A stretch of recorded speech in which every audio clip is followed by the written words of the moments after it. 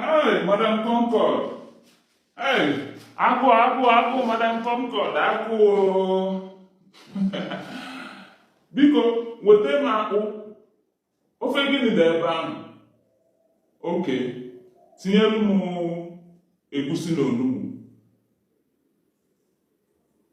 Madam, biko, ọgbọnọ dị ya?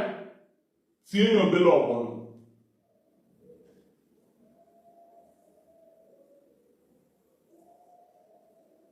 Nsala ọ dị ya? Biko, jos obele nsala, obele nsala. Ọra dịkwa onye tinye ya nwa obele. Jos obele ọra, obele. Madam Concord, mee agụụ.